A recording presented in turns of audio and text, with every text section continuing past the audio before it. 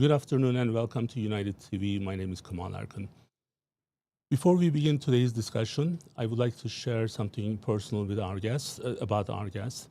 Bekir Elmaagacli is not only a respected leader in the global business, he's one of my closest friends. And also someone who has been a part of my life for more than 30 years, going to 40. When I met Bekir first, I didn't speak a word English. We were young, working across the street from one another in the same line of business. This was back in Ankara, on Rüzgarlı Sokak. We are going to say some English, some Turkish, right? We were competing, we were learning and shaping our futures without realizing it. Then life took us to two different paths. Bekir moved to Canada in 1997 permanently. At that time, I had zero intention of moving to the United States, but life has a way of writing its own script. I eventually came to US and built a career in healthcare. Bekir, on the other hand, set his sight on the tile and stone world, and he didn't just enter that field, he conquered it. Today, he stands as a leader at Anatolia, one of the most influential companies in the industry. For me, this conversation is more than an interview. It's a full circle moment. It's a chance to sit down with a friend who has built something remarkable, starting from a small street in Turkey and rising a global success. And it's a reminder of how hard work and discipline and vision can take you and how far you can get to. So we are going to welcome Bekir. Bekir, welcome to United TV. How are you doing? Good, Kemal, and thank you for having me. My first YouTube video, so hopefully it will be a good one. And yeah, hello, Kemal. So, it's not my first one, and I'm nervous. I can imagine what you are going through because this is why are we nervous? Like again, so it's because we are very close friends and doing things in different areas. We worked together for a long time in the past, and doing something like this, I'm really proud of because again, like those days. In Ankara in the 90s, early 90s, well, I mean, everything, so I didn't speak any English. So today, doing this in English with you, it's a different feeling. So I'm so glad that we are able to do it together and seeing you, how successful you are today. And also, we want these things to be examples for those who are watching us and understanding what it takes to get to where you are, where I am today. And so it's so, fun to have you. So thank you for being with us. Oh, thank you, Kemal. Now, if you would like to give us a little bit background on you, I talk about our friendship, but there's more than that. So, so people can get to know you. I guess we both have very similar backgrounds. Our parents, our grandparents, they're from the city of Kayseri. Right. We'll call it the center of the universe or center of Turkey. It is, I've only been there once in my life. The lovely city, but we, in Turkey, when they ask you where you're from, we always say Kayseri, right. And where grandparents are from. So, and then that region is known for entrepreneurship, for business skills. So there's a lot of successful entrepreneurs that has come out of that region. Absolutely. And our story started in Ankara, but my father was in a similar business in Ankara. They were basically distributing construction materials. And he was with my uncle. We're one of the first 20 businesses in the capital in construction business. And even at a very young age, starting around 4 or 5, we went. And then you have a similar story Right. as well. Right. We're our father's business. We played there. We grew up there. We learned the business, and and then I think around the 94, time flies by, so I don't remember exactly. And my father basically said, I'm getting tired, and I worked so many years, and he's speaking to me and my brother, my younger brother Cengiz, so he's 2 years younger than Hmm. me. And if you guys are interested to take over the business in Ankara, then you guys go ahead, or you can go to university, and after university, you can do whatever you wish. Then we have the part with the university we have to go pay, and then here's a business that's been for many years been a very successful business. So you're basically one gives money, other one takes money. So we said, okay, let's go after business. And my brother, we decided to take over my dad's business in Ankara, and then that's when we met our neighbor across the street, That's me. which is you. And then here we are. 30 plus years has passed by. Time flies by, and that's kind of how our story started.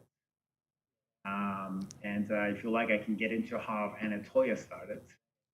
So Which is yes, we are gonna get into that. So there are some questions I have specific for Anatolia, and I will feel free. I mean, this is not like one of those, traditional interviews. This is two friends having a discussion, and every time we meet, I know in a couple days I'm gonna be there in Izmir, and our meetings, every time we get together, they're almost like a business meeting, right? So if someone is watching or listening to us, they can learn. For those who are watching this, Bekir is one of those people that I would consider as a role model. So, and Thank you. maybe one of the people with Cengiz. So, I'm sure we'll do this with Cengiz at some point, but I want to make sure we mention him because two of you are running that business, and also Baron, your sister, is helping you guys as well. So you guys work as if it's not same, even maybe more than I do. I know you still work Saturdays, full days. So not many people are able to do that. So I admire your passion about business life, and I believe this is what probably people really need to see, because they look at certain outcome and the snapshot of our today's life, and then they think that it's so easy to get. So I know you are in 3, 4 different continents, just traveling nonstop. You have 3 kids. You probably don't spend a lot of time with them. Your wife, uh, I love but business sometimes takes over. right? So do you work more than 80 hours a week? I haven't done the math, but so I work usually Probably. about nine. See, um, I would say about 10 hours a day times. So I think I'm more on the 60 hours. I would guess. Probably more. Yeah, but when you go home, when you're Right. whenever, like the mind doesn't stop. Like it's always and then even spend a lot of time with my brother. We share the same office. Now we're traveling to Turkey every month. So it's always 99% of the conversation is always about Business. business. Yep. So our mind is really focused on business, and we do spend a lot of time on it. Like it's I think the number one key thing in success is hard work. Hard Right. work, dedication, focus. Discipline. Uh, yeah, Yeah. like those are I think the qualities. And if you just keep on trying and trying and trying, eventually something comes out of it. Like that's our Absolutely. motto, and we're keep pushing even today. Absolutely. Now, you and Cengiz and Baron, you guys created this world brand, global brand in Thailand, stone business, but you are doing other things as well. So we want to start with some questions that your potential prospect clients, customers, and existing customers, they can get to know. And in some cases, even our employees, like your employees. I know from my side, every time we do stuff, this is one way of communicating with my employees. That's how it started anyway with the YouTube. So it was during the COVID time, and we want to make sure we give access to the patients through the internet. We were available, but then it turned out to be something more than um, just the communication. But it's related to the business that we do, because as you and I, we always talk about every activity that we have needs to kind of tie into the business. And in healthcare, it's one of the heavily regulated business. And if I don't bring our state elected officials and make them aware of certain issues that we are going through, it's not easy to know what they are up to and what they do on our behalf. So then with this channel now, like one of the advantages that we have is that they are able to come to us a couple times a year. And like last week, we have our insurance commissioner on this session, and it helped us to build a lot of good relationships, a lot of bridges, so that we can actually communicate our healthcare related issues. So, and it is, again, it has to kind of tie into the business. Like we are not going to be doing something that's not helping our core business. So now you have so many different things, but the tile and stone, I believe, is still the core, right? Correct. Yes. Yeah, and I know you are now going into so many different things, but now this and being in the tile and stone business at some point in the 90s. So now it's a very highly the competition is intense in this industry. So Italy, Spain, China, Turkey dominate the market. So Anatolia's reputation is built on the advanced facilities, quality control, and design consistency. But still, the challenge of managing all this is important. So Anatolia is for world-class manufacturing, is known for world-class manufacturing. What sets the company apart from the other tile producers? Um, so I would say I would start off with products, the design. So it's something, for example, that my brother has a passion for. Mm-hmm. Any product that we're designing or we're coming up with, it is what our market demands, and we're um, started to be a leader in terms of the fashion, the design, that's kind of guiding the market in terms of what's expected. We're very financially strong, so we're basically, a lot of things that we do is based on technology. We have very in terms of our distribution centers, in terms of our manufacturing, it is the latest technology. And then we're trying to automate a lot of our processes. And again, I think, and then the bottom thing is our dedication to our work. Like we work, as you said, from Monday to Saturday, sometimes even on Sundays if necessary. We're, to get things done, and we're still pushing very hard to accomplish even more than what we have already accomplished. So, and some of them I know directly from you, and some of them I read about what you guys are doing. So, it's good to see, how you are managing all these. So now, 2021, 2024, logistics crisis affected every building material producers. So I know Anatolia was able to have a response to this with the diverse sourcing and internal logistics infrastructure. So you survived the supply chain costs, which actually is also true for healthcare, in especially with our surgery centers. When every time there's a hurricane, for example, we have to make sure that we watch out for those backlog supplies. And with the COVID, things actually took a different. Um, it went up to a different level.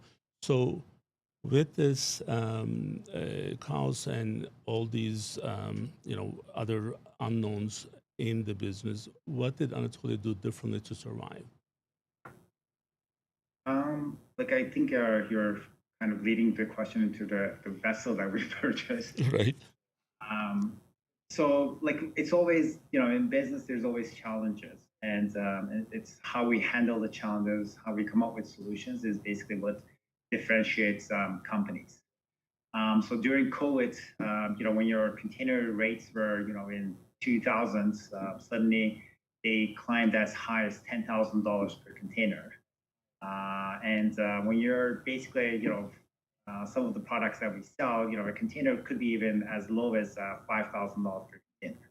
So ocean freight is a big component of our cost. And when the rates skyrocketed like that, you're almost your you know your product costs are doubling, tripling.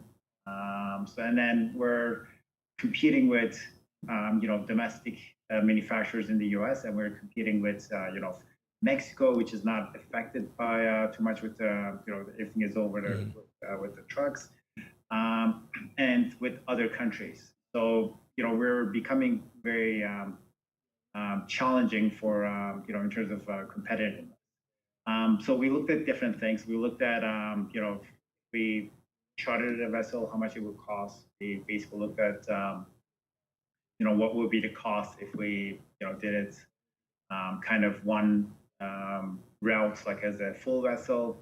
And then we finally looked at the option of basically purchasing a vessel. And through our analysis, the only one that really came down at the lowest cost was buying a vessel. So we found a multi-purpose vessel where we could basically put our tile products inside the vessel without any containers. Or if we choose to use containers, then we can actually use containers in this vessel. So our plan was from, especially from India to Savannah, we were going to use this vessel which was a 34,000 ton vessel, which you can probably fit about 1,500 containers, to bring our products from India to Savannah at a very competitive freight cost. And during that time, there was still someone that was chartering the vessel, and they still had another 5-6 months to go. And at that time, the shipping lines started hearing about this. First they couldn't believe it. Then they heard the name MV Hermes. Then they understood it was more real. And then also markets started changing. So now we noticed that we got more negotiation powers, and we were able to lower our ocean freight costs. So we actually never ended up using the vessel. So right now there's a German shipping line that's charters us from us. I would say this is one of our easiest part of the business to take care of. There's a management company in Greece that does all the vessel management. And then we have a party in Germany that charters, sends us the checks once a month. We pay the management company for the crew expenses and the fuel, etc. So I only spent 5 minutes on this of my time in a month. But what it shows for Anatolia is that it doesn't matter what the challenge is. We always are thank God able to come up with solutions. And so this was a very unique solution that we came up. So if the container rates did continue at those high levels, we were going to use this vessel for our own products. And also the idea was we could also use it to, for the backhaul raw materials for our manufacturing plant in Turkey, which we're 5 minutes from the port. So we kind of, shipped the finished product to the US, and then pick up raw materials on the way back and then bring it to the factory. So that was the ideology. Never had to do it, but if we ever have to do it, we know how to do it. So, I'm going to make some references back and forth with what I do because, I have two people in the studio with me. So, and then sometimes I do bring them to the conversation or I make some reference to them. So, one of the things, like every time I do something, if it's not fully related to the business, I have to make sure that I can explain this to Bekir so then he doesn't get upset. So this is a fact, okay? So because we are so close, but then I think he's probably a little bit more business savvy than I am, and I never said this for anyone before. So I don't know. no, it is like I believe in that. So now when I started the YouTube, because I know we were doing it for our patients and the COVID time and all that. But the problem was, I was just thinking, well, no, Bekir is going to find this out, and I need to make sure that I have a good reason and a good explanation why I'm doing it. So, because right now, for example, it's 1 p.m. my time here, and we never wasted any time. So that's one of the things. So outside of the business, it's everything that we do is about business, comes down to the business, and YouTube, I'm kind of getting to my next question, Bekir. So with the YouTube, the other thing that we ended up doing is covering a lot of politics, and it's not just for the healthcare related, but it's also for the other side of it, the global affairs, and United States being the leader in the world, and certain decisions from the president's office can impact what we do internally, domestically here, and what you do from the international business. So one of the pressures that we see now is that the builders, the U.S. builders, they want shorter lead times, and then this is kind of now adding to what's happening with the tariffs that from the Trump administration that put a lot of pressure to some countries. Luckily, Turkey was not one of them. But still, you do business in China, you have business in Italy and Mexico, right? So well, Canada. Yes. So the Canada. So now this was even a more, I guess, a little bit more pressure for you, where bringing the manufacturing back to North America. Do you feel the pressure? Number one, and do you see that shift happening in your industry already? Like U.S. already has and had domestic manufacturing, but do I see entire all porcelain products produced in the USA? Probably not. And again, like I think like we try to stay away from politics as much as possible because again, everyone has their opinion and we respect it. But imagine it's not just our industry. So right now, it wasn't a targeted tariff program. It was basically a tariff that's straight across the board for everything. So that includes, T-shirts, that includes shoes, that includes, porcelain products. It includes everything. Now, U.S. being one of the largest economies in the world, and one of the largest importers of consumer products, is it possible suddenly, for a population of 300 million people to produce everything that they consume, domestically? I don't. It's not possible. And then the reason I'm saying that is, like even before these talks with the tariffs started, like we had already had, labor shortages in Savannah. And so now, if everyone starts to manufacture in the U.S., it's right now it's a I don't think U.S. has a solution for it at the moment, and I don't know if ever would have a solution because it's just I don't think there's enough people, and at the same time, you know, if if you're buying a T-shirt in Walmart for $8, the U.S. dollars, like, do you really want that, produced in the U.S.? Um, so I think in our industry is similar. Like where we, take it to the, to the lowest level. It's pressed dirt is what we're selling. And there's also a lot of mining. There's a lot of raw materials that comes in, into the production of this, and which some of these raw materials are not available in the U.S. Um, so I think you know at the end, there's still going to be some production in the U.S. and there's going to be lots of imports in our industry. Absolutely. So what about technology? So is technology maybe helping and also changing the manufacturing in the industry? I know the robotics, digital printing, sustainability. Where do you see the biggest impact from the technology?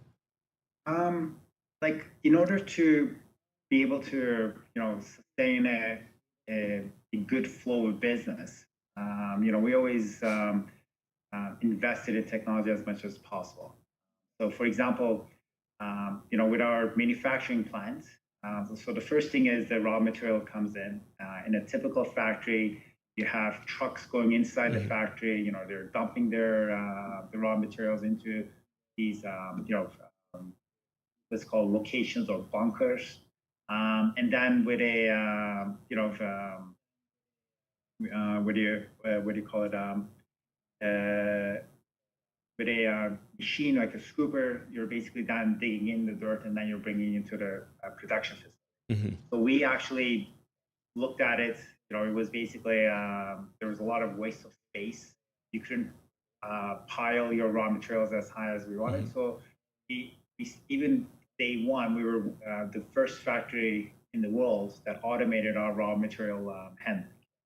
So the trucks brings it into an automated bunkers, and from there they go with the conveyor belts into the storage area, and then from the storage area they go directly into the production plant without anyone touching it, and then all the way to right now all our distribution centers are fully automated, where we have laser guided vehicles that are picking up pallets and then bringing them into the staging area. And then in the future, we'll have it so that actually the LGVs will load the trailers as well. So from the raw material starts all the way to the end, basically we're designing it so nobody has to touch it, and they're just there to monitor. So with the use of technology, in terms of hitting the highest quality product, in terms of having a business processes that are not affected by the human, interaction. We're, we're doing a more sustainable business model. So, Savannah, it was very challenging for us initially when we first opened it up, and with the right manager, the correct label that we brought into our distribution centers.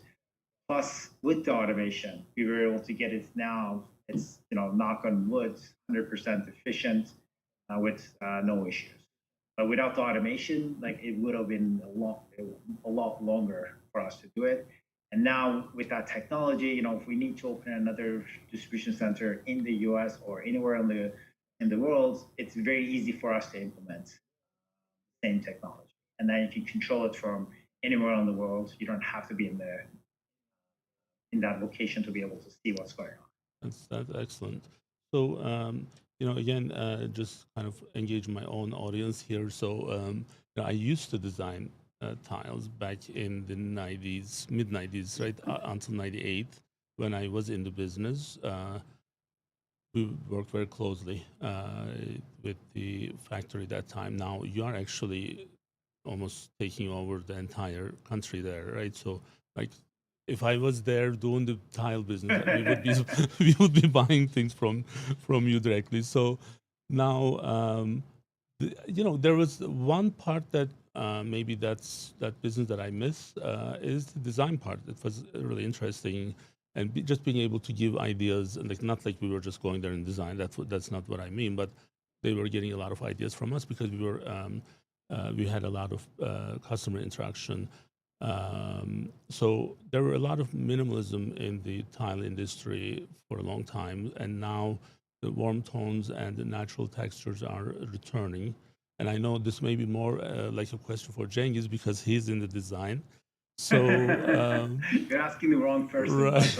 I'll see how I reply to that. So, but the trends for 25, 26.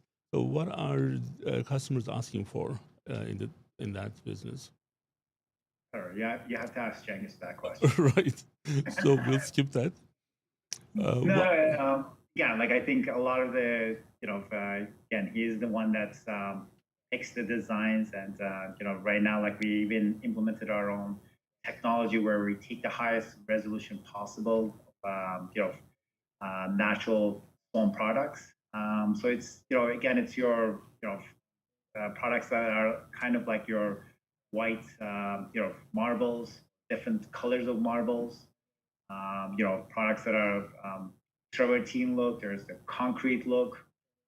So just it's more natural things that you're seeing everywhere else. We're able to do almost exact same I guess copy, let's say, of the natural stone. And like honestly, once you put them side by side without looking at the back of it, no one would be able to tell the difference.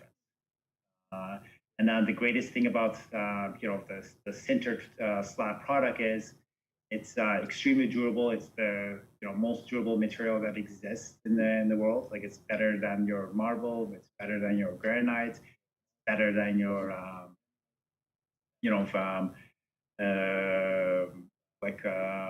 products that are made out of quartz. It's stain resistant, it's heat resistant, it's resistant to UV. So there's a lot of uses. So in the if you do your countertop on sintered slab, you don't have to worry about someone spilling a red wine and then you have to chase after them to make sure you clean it in 2 seconds, or you're going to get a stain. When you can use it for exterior cladding on a building, and it's going to last for hundreds of years. Nothing is going to happen to it. The color is not going to fade.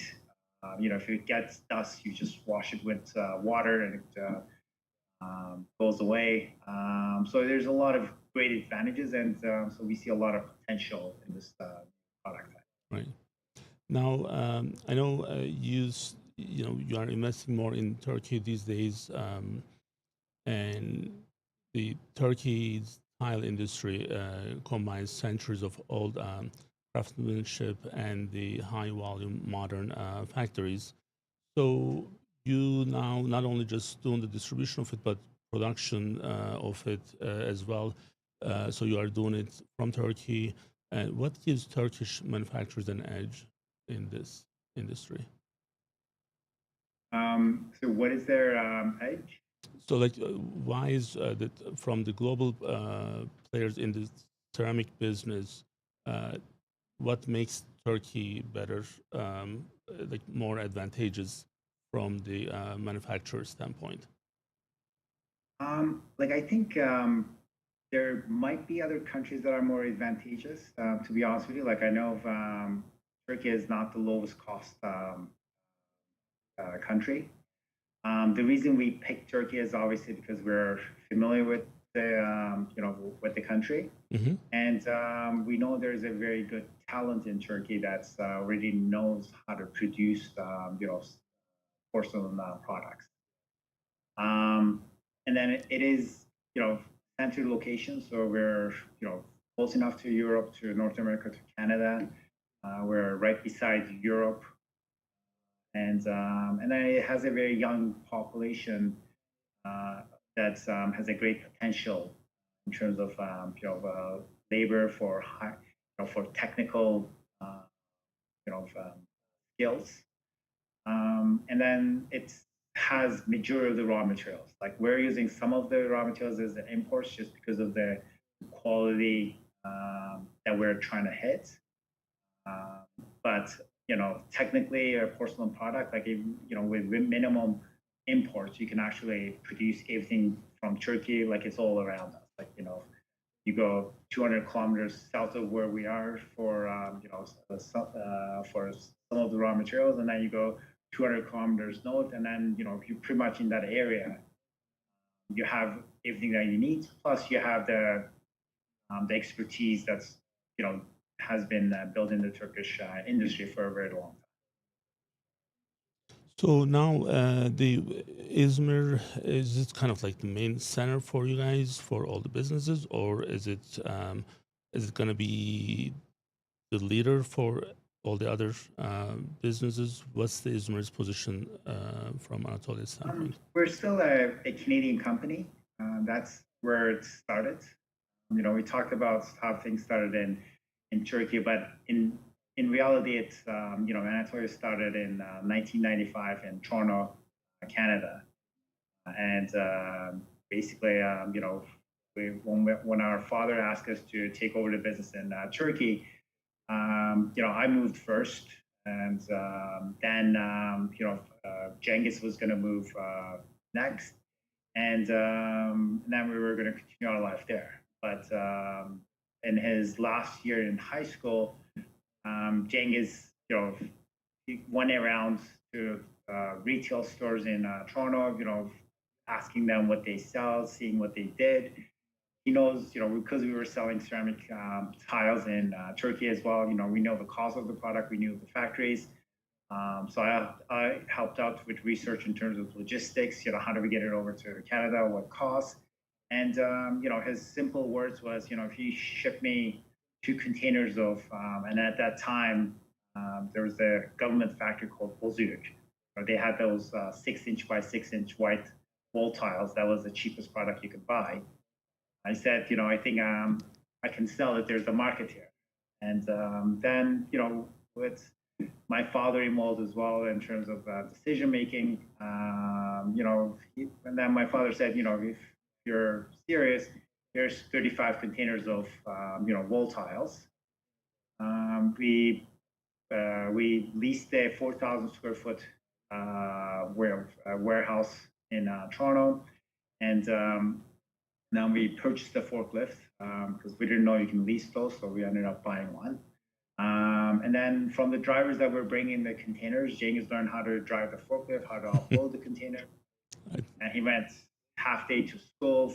After school, he sold, tried to sell, and then he was a good salesman. He's better than I do. When I visit on the weekends, you guys were making me work too. Right. And then he'll go back to the warehouse load. So it was a one-man show in the first year, and he sold 62 containers. In terms of so we saw a potential here in Canada, and then that's when I decided to move back to Toronto, and that's how Anatolia started. And then we bought a land. We then designed the building. We got general contractors to bid on it, and then we built our first distribution, or I should say, warehouse. Right. It was a 28,000 square foot facility. So, well, the real estate didn't stop there, right? So the Anatolia Capital Corp actually is now one of the other arm of the business. So 24 million square feet industrial space, 3,000 acres plus availability, I guess, with the major distribution centers. So this is amazing. This is a big number. So the scale of Anatolia Capital Corp is enormous. So how does the real estate integrate into the Anatolia's long-term vision? You kind of lean into it, but if you can just kind of explain that, elaborate that a little bit for us. So basically, right now, like our real estate company is a significant part of our overall business. So what happened is, we would basically, then we'll go buy a new land, we'll build our next warehouse, and then we will sell the first, the one that we were currently in, and then do it again. And then the third one, we actually was a building that was, 240,000 square feet, and that was the first building that we kept, and then we leased it, and we still own that building.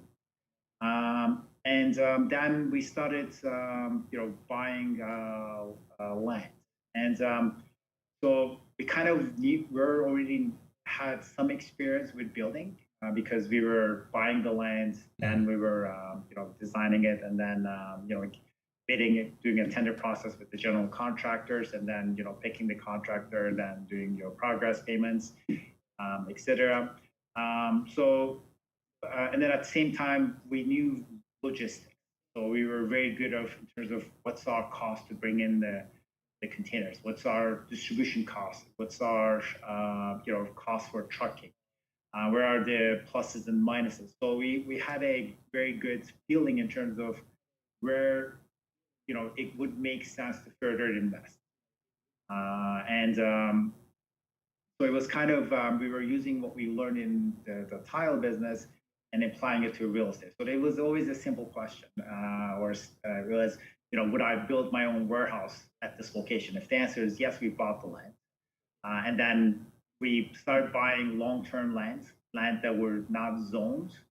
So then we have now an internal planning team that goes through the process of zoning the lands. Then we service them. So we build bridges, roads, ponds, pipes, whatever is needed for the servicing of the buildings. Then again, we build the buildings, and then we lease them out to other companies. So we started off with that strategy in Toronto.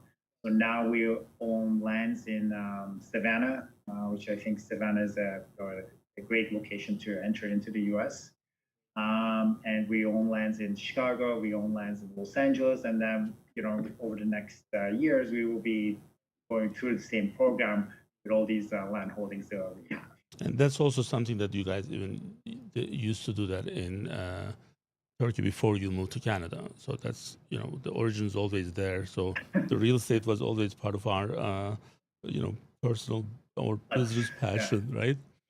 We always liked, buildings, land, Right. So, Bekir, just kind of like summarizing the global footprint for the entire organization.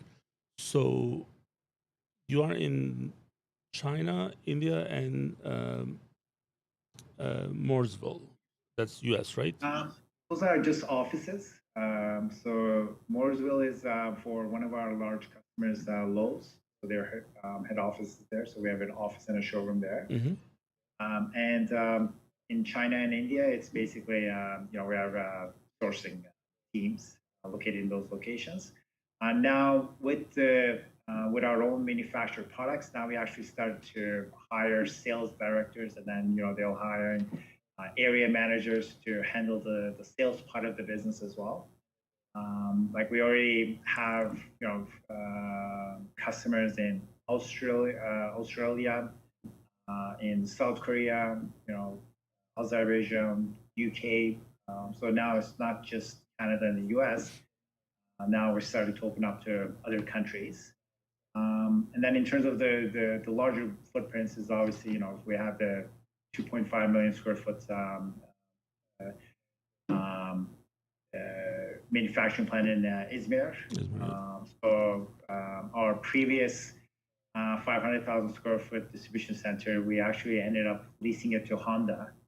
So now you're going to be starting manufacturing of motorcycles in this plant in Turkey.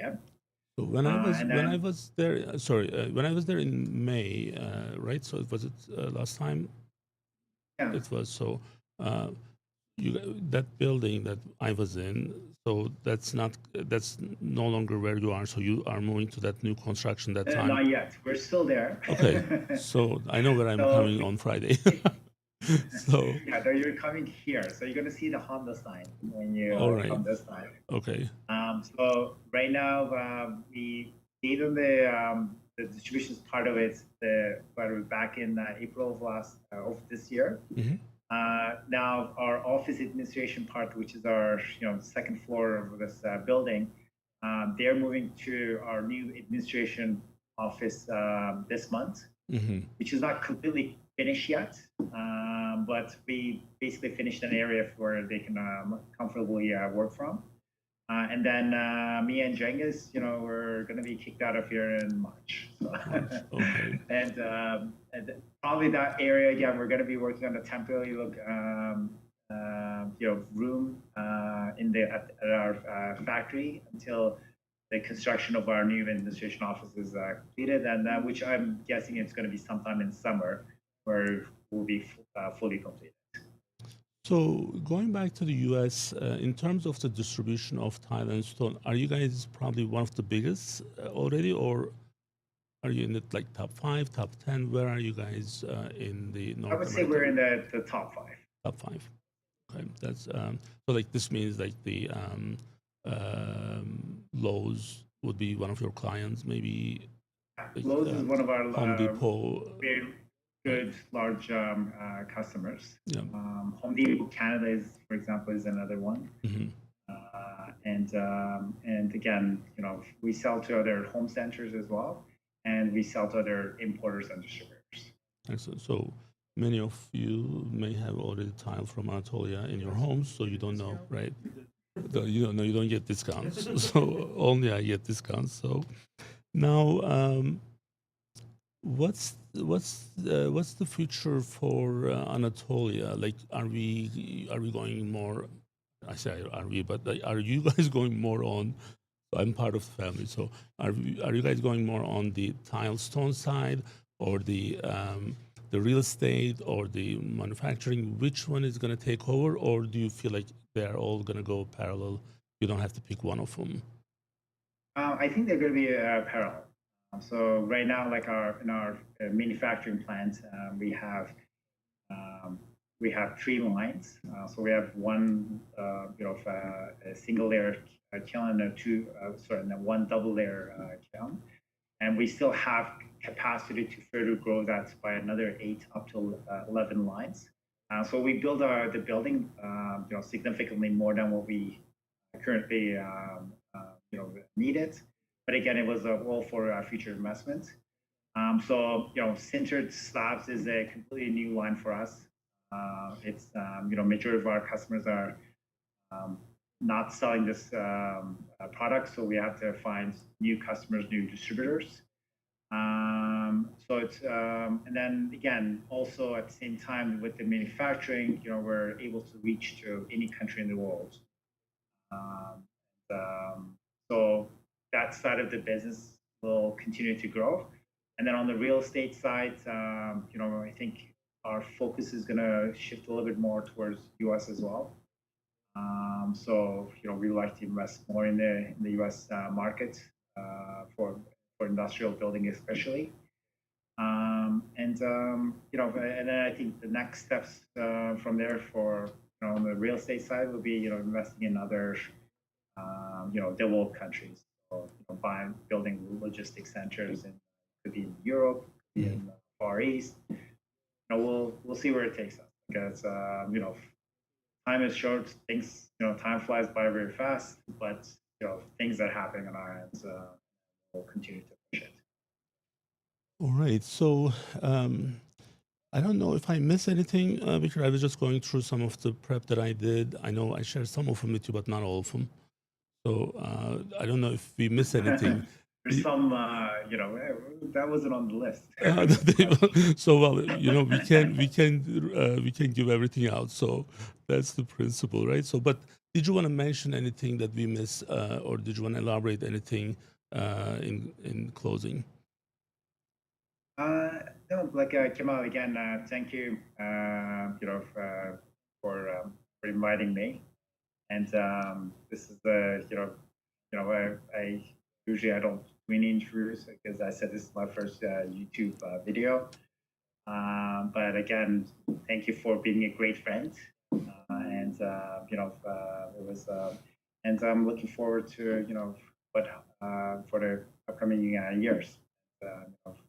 Continue our friendship is very important.